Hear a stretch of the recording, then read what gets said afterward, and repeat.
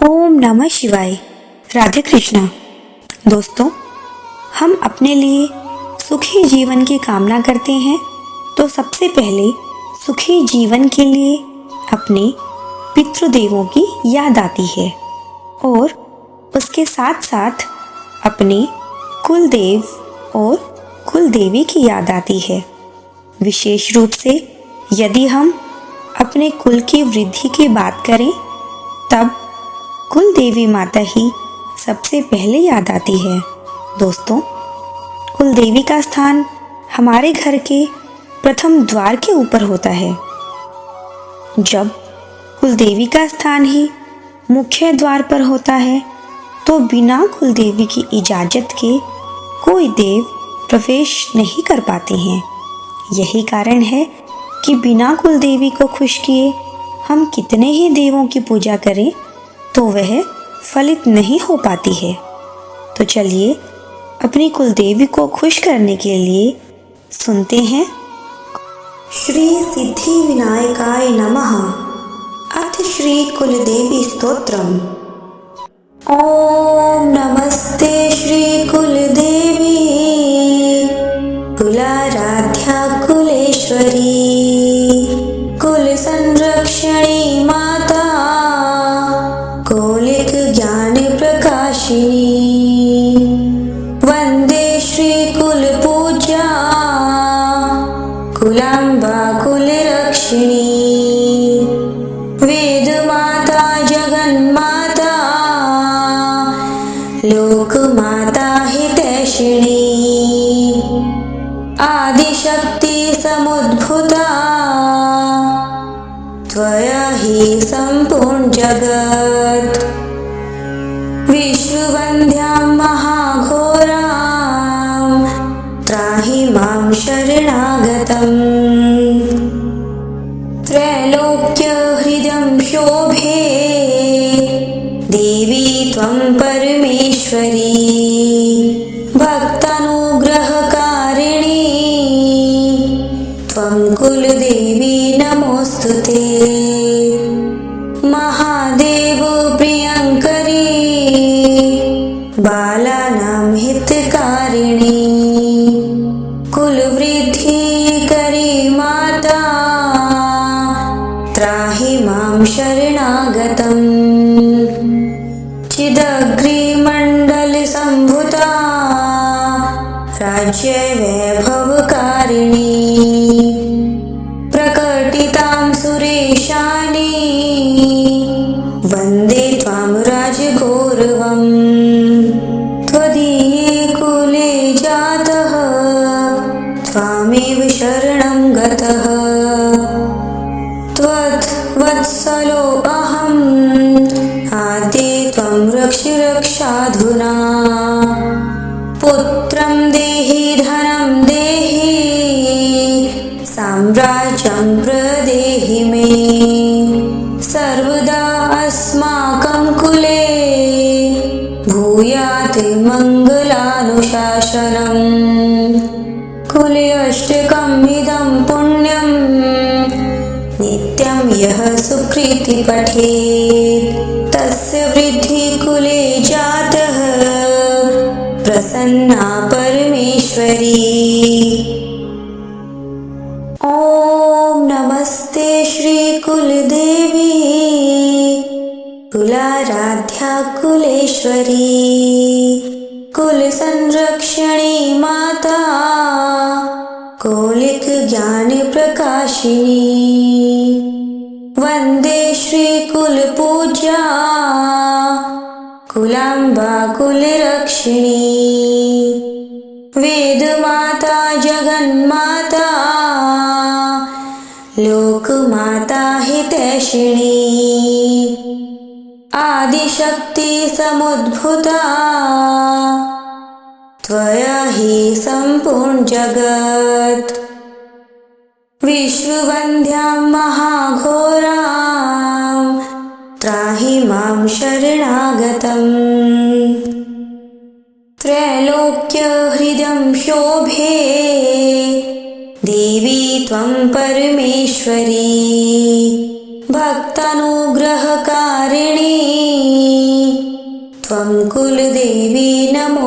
नमोस्तुते। महादेव प्रियंकरी बालानां हितकारिणी कुलवृद्धिकरी माता त्राहि मां शरणागतम्। चिदग्निमण्डलसम्भूता राज्यवैभवकारिणी प्रकटितां सुरेशानी वन्दे त्वां राजगौरवम्। त्वदीये कुले जातः त्वामेव शरणं गतः। त्वद्वत्सलो अहम् आद्ये त्वं रक्ष रक्षाधुना। पुत्रं देहि धनं देहि साम्राज्यं प्रदेहि मे। सर्वदा अस्माकं कुले भूयात् मङ्गलानुशासनम्।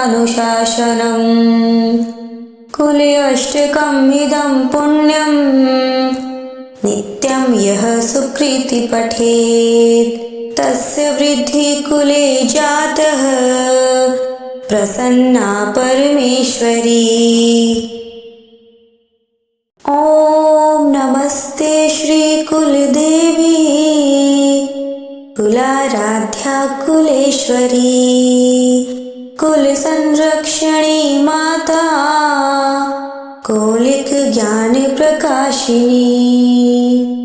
वंदे श्री कुल पूज्या कुलांबा कुलरक्षिणी। वेद माता जगन्माता लोकमाता हितैषिणी। आदिशक्ति समुद्भूता त्वया हि सम्पूर्ण जगत्। विश्ववन्द्यां महाघोरां त्राहि मां शरणागतम्। त्रैलोक्यहृदं शोभे देवी त्वं परमेश्वरी। भक्तानुग्रहकारिणी त्वं कुलदेवी नमोस्तुते। महादेव प्रियंकरी बालानां हितकारिणी कुलवृद्धिकरी माता त्राहि मां शरणागतम्। चिदग्निमण्डलसम्भूता राज्यवैभवकारिणी प्रकटितां सुरेशानी वन्दे त्वां राजगौरवम्। त्वदीये कुले जातः त्वामेव शरणं गतः। त्वद्वत्सलो अहम् आद्ये त्वं रक्ष रक्षाधुना। पुत्रं देहि धनं देहि साम्राज्यं प्रदेहि मे। सर्वदा अस्माकं कुले भूयात् मङ्गलानुशासनम्।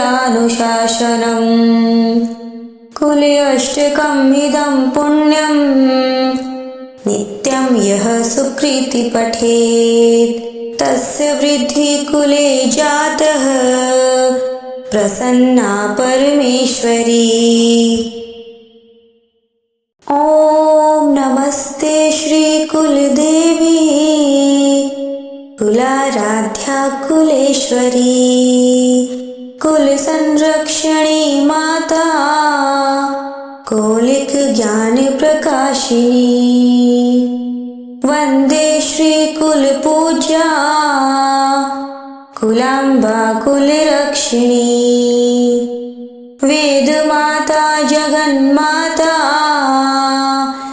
लोकमाता हितैषिणी। आदिशक्ति समुद्भूता त्वया हि सम्पूर्ण जगत्।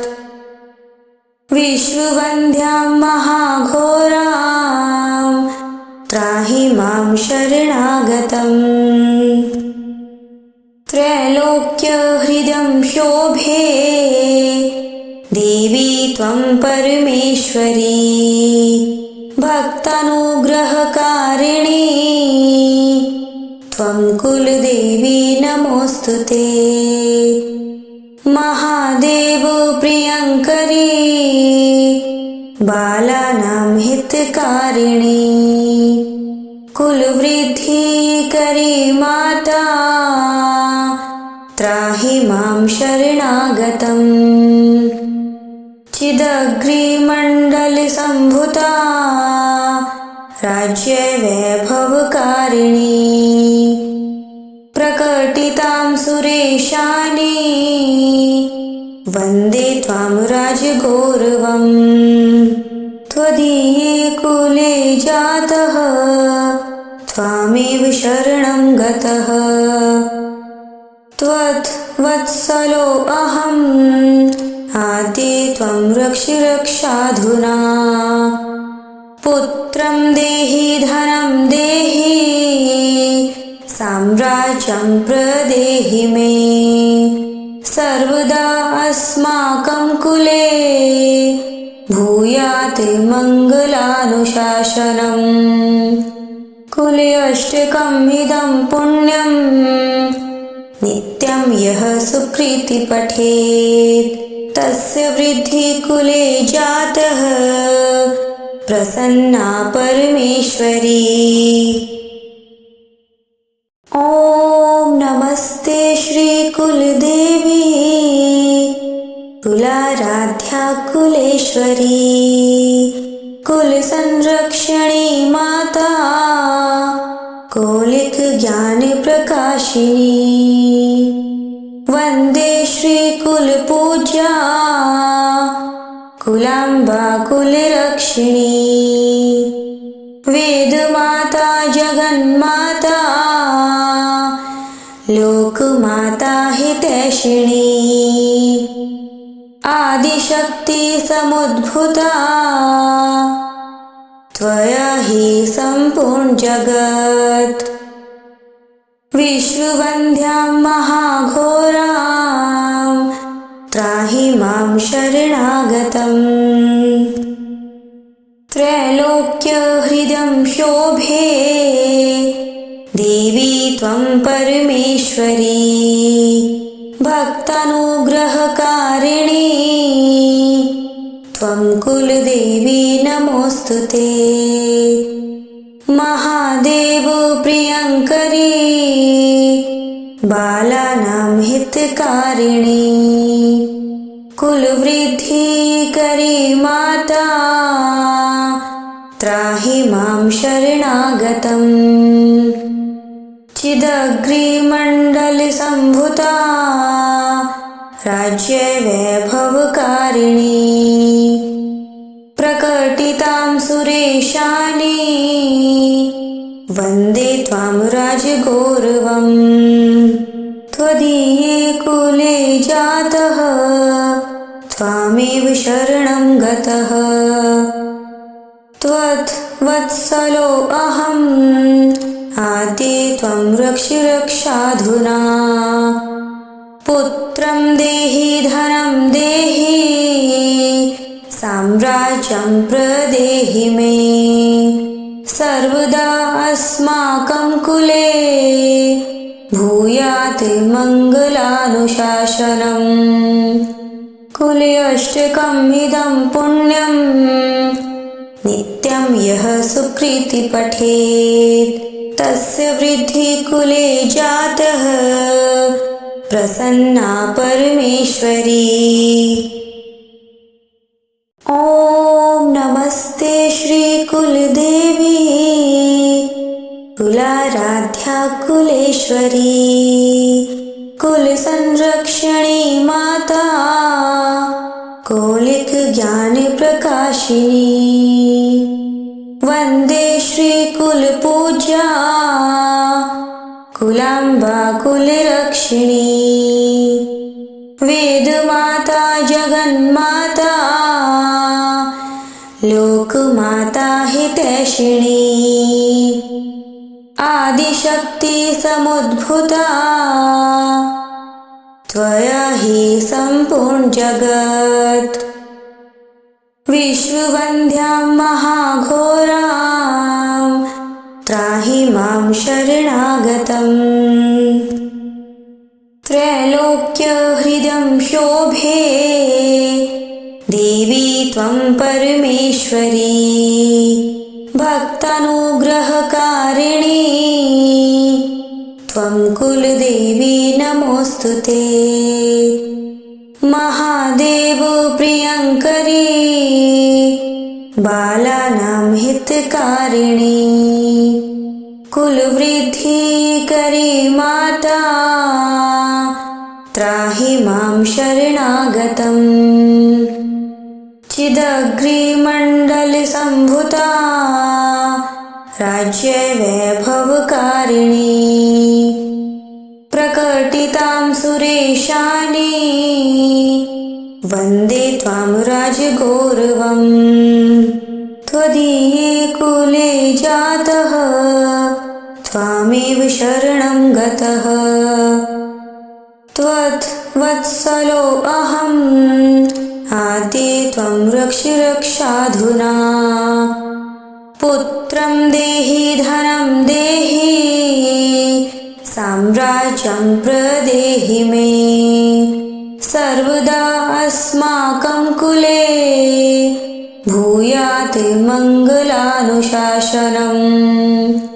कुले अष्टकम् इदं पुण्यं नित्यं यः सुकृति पठेत् तस्य वृद्धि कुले जातः प्रसन्ना परमेश्वरी। ॐ नमस्ते श्री कुलदेवी कुलाराध्या कुलेश्वरी। कुलसंरक्षणी माता कौलिक ज्ञान प्रकाशिनी।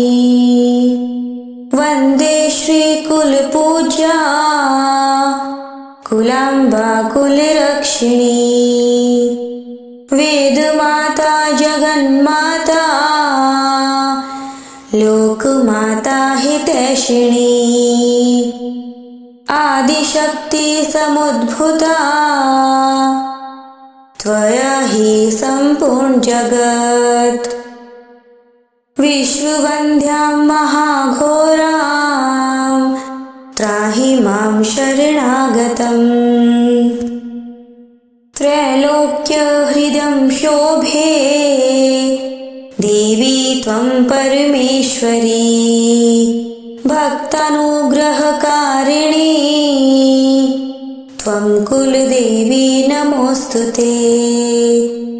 महादेव प्रियङ्करी बालानां हितकारिणी। कुलवृद्धिकरी माता त्राहि मां शरणागतम्। चिदग्निमण्डलसम्भूता राज्यवैभवकारिणी।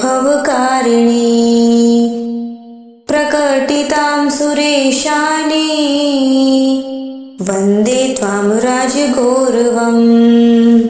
त्वदीये कुले जातः त्वामेव शरणं गतः।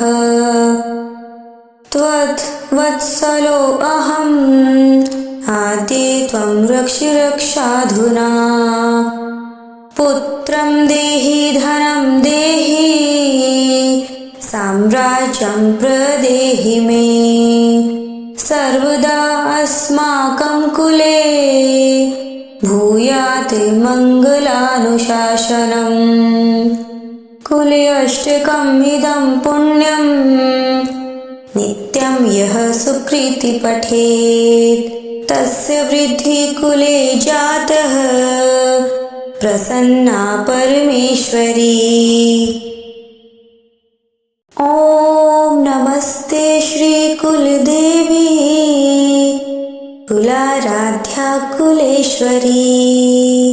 कुलसंरक्षणी माता कौलिक ज्ञान प्रकाशिनी। वन्दे श्रीकुलपूज्या कुलाम्बा कुलरक्षिणी वेदमाता जगन्माता लोकमाता हितैषिणी आदिशक्ति समुद्भूता त्वया हि सम्पूर्ण जगत् विश्ववन्द्यां महाघोरां त्राहि मां शरणागतम्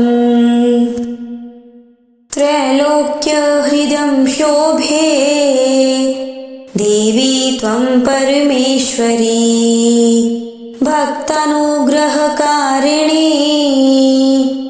त्वं कुलदेवी नमोऽस्तुते महादेव प्रियङ्करी बालानां हितकारिणी कुलवृद्धिकरी माता त्राहि मां शरणागतम् चिदग्निमण्डलसम्भूता राज्यवैभवकारिणी